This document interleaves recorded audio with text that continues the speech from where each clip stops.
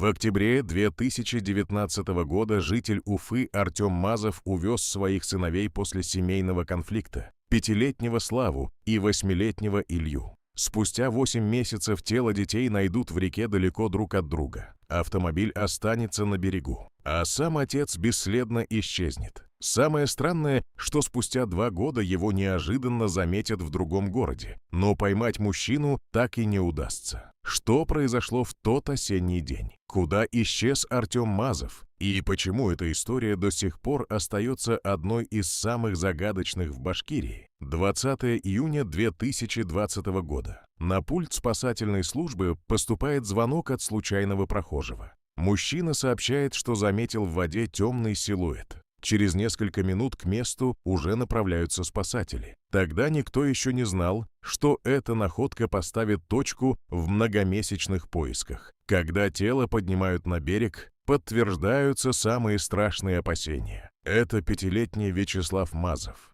один из 2 братьев, которых искали почти 8 месяцев. Но впереди следователей ждет еще одна страшная находка. Пока криминалисты работают на месте первой находки, спасатели продолжают обследовать реку ниже по течению.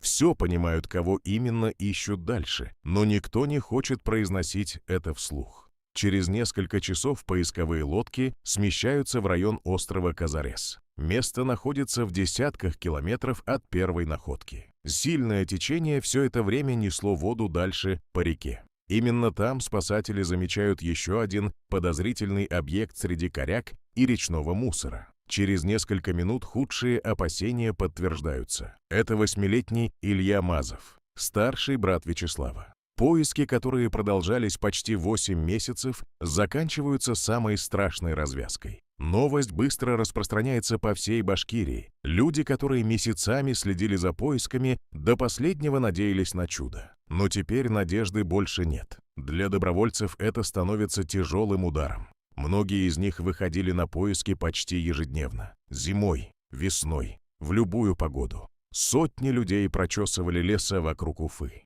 Проверяли заброшенные дачи, осматривали колодцы, исследовали берега рек. Водолазы десятки раз погружались в ледяную воду, работали практически вслепую. Но все это время ответа найти не удавалось. Теперь главный вопрос звучал иначе. Не где находятся дети, а что произошло с их отцом. Потому что Артем Мазов по-прежнему оставался пропавшим. Никаких следов, никаких звонков, никаких сообщений. Следователи начинают восстанавливать события с самого начала, шаг за шагом, минуту за минутой. Для этого им приходится вернуться в октябрь 2019 года, за несколько недель до исчезновения семьи. Именно там начинают появляться первые тревожные сигналы. Со стороны семья Мазовых выглядела вполне благополучной. Супруги воспитывали 2 сыновей, жили обычной жизнью, строили планы на будущее. Но за закрытой дверью квартиры ситуация выглядела совсем иначе.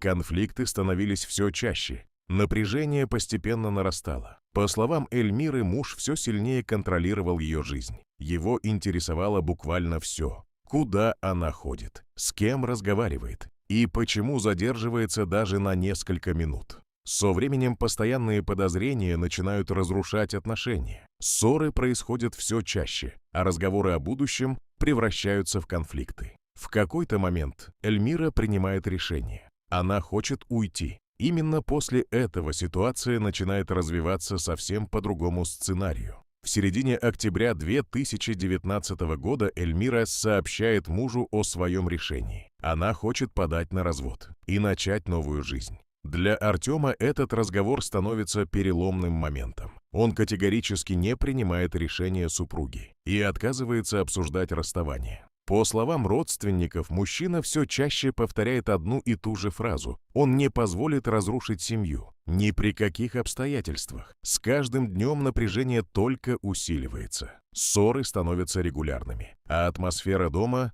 все тяжелее. Тем временем Эльмира начинает готовиться к переезду, искать новое жилье, планировать будущее детей. Но она еще не знает, что у Артема уже есть собственный план.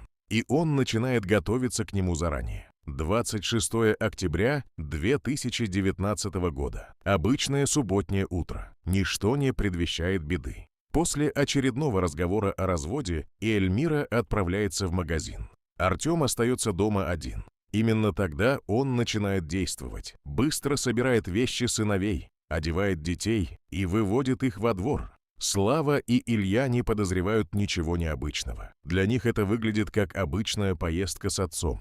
Через несколько минут серый кроссовер покидает двор. Мальчики уезжают вместе с Артемом и больше домой не возвращаются. Позже следователи установят одну важную деталь. Телефон мужчины практически сразу перестает выходить в сеть, но перед этим Артем успевает сделать несколько странных покупок, которые позже сильно заинтересуют следствие. Камеры наблюдения фиксируют его в строительном магазине. Мужчина покупает веревку, карабины и другие вещи, которые обычно не нужны для обычной прогулки. Тогда никто не обращает на это внимания. Но спустя время эти кадры станут частью уголовного. Днем Эльмира получает звонок с телефона старшего сына. Она уверена, что сейчас услышит голос ребенка, но в трубке звучит голос Артема. Он задает всего один вопрос. Изменила ли она свое решение о разводе? Женщина отвечает спокойно. Ее решение остается прежним. Документы уже готовы. На несколько секунд в трубке наступает тишина,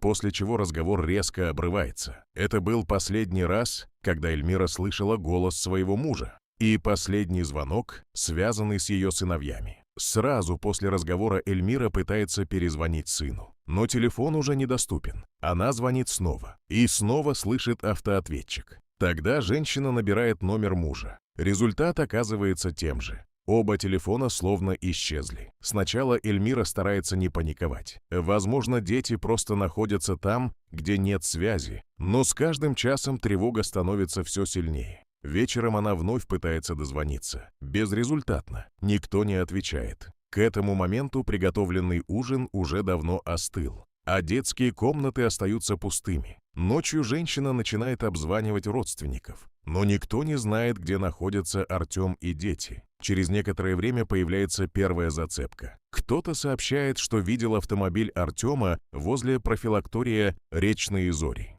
Эльмира немедленно отправляется туда, надеясь, что все происходящее окажется большим недоразумением. Когда она приезжает на место, перед ней действительно стоит машина мужа. Автомобиль заперт, вокруг никого.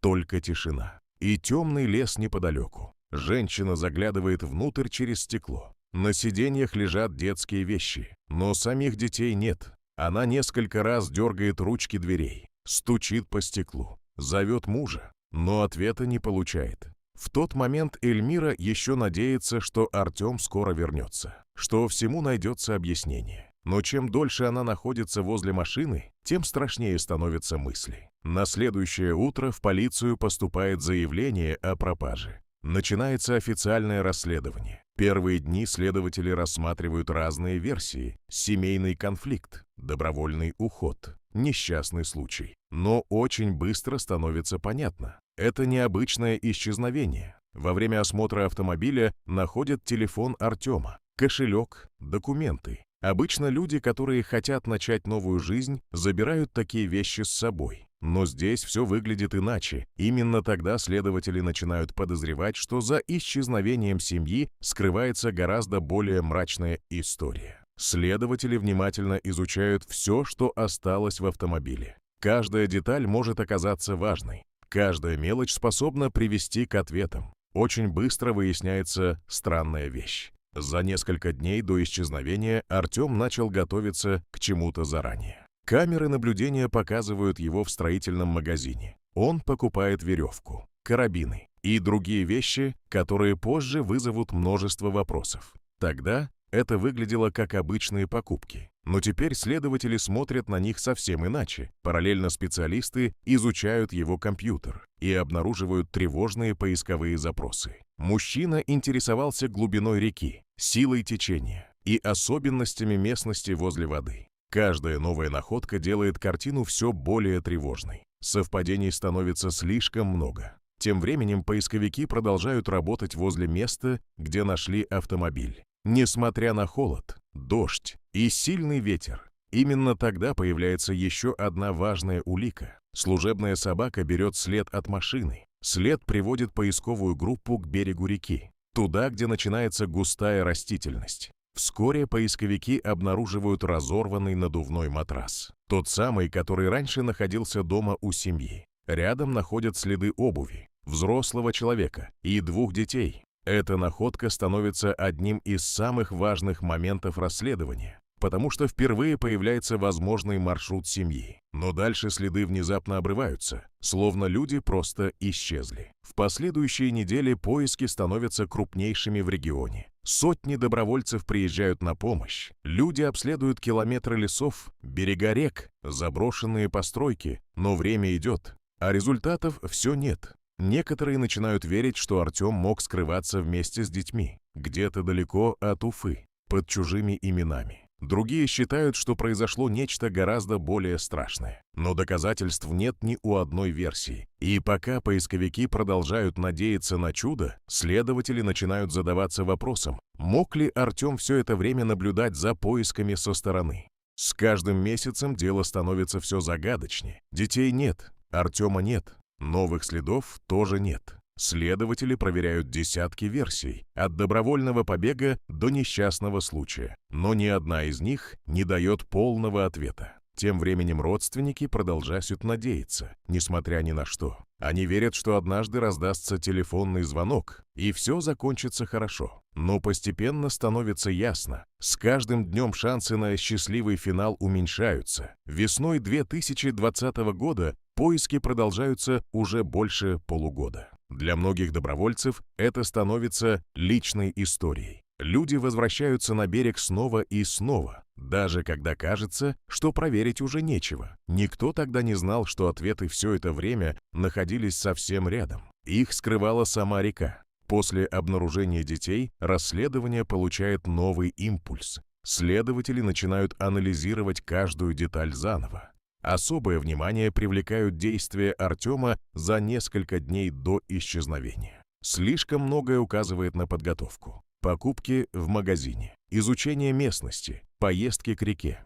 Все это начинает складываться в единую картину. Эксперты приходят к выводу: произошедшее не было спонтанным решением. Многие действия выглядели заранее продуманными, но остается главный вопрос: что произошло с самим Артемом? Одни уверены, что он погиб той же ночью, другие считают, что ему удалось скрыться. Следствие продолжает искать любые зацепки. Проверяются сообщения от очевидцев. Поступают новые сигналы из разных городов. Большинство из них оказываются ложными. Но осенью 2022 года происходит неожиданное событие. Жительница Волгограда замечает мужчину возле супермаркета. На первый взгляд обычного прохожего. Но когда она внимательно смотрит ему в лицо, ей кажется, что она уже видела этого человека раньше. Женщина узнает Артема Мазова по фотографиям из новостей. Тех самых, которые несколько лет показывали по всей стране. По словам свидетельницы, мужчина резко меняется в лице,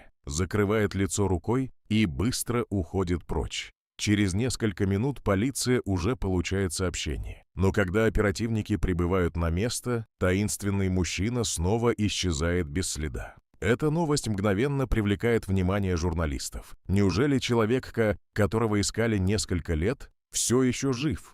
Следователи тщательно проверяют показания свидетельницы, но найти мужчину так и не удается. Тем не менее, версия о том, что Артем смог скрыться, снова становится одной из основных.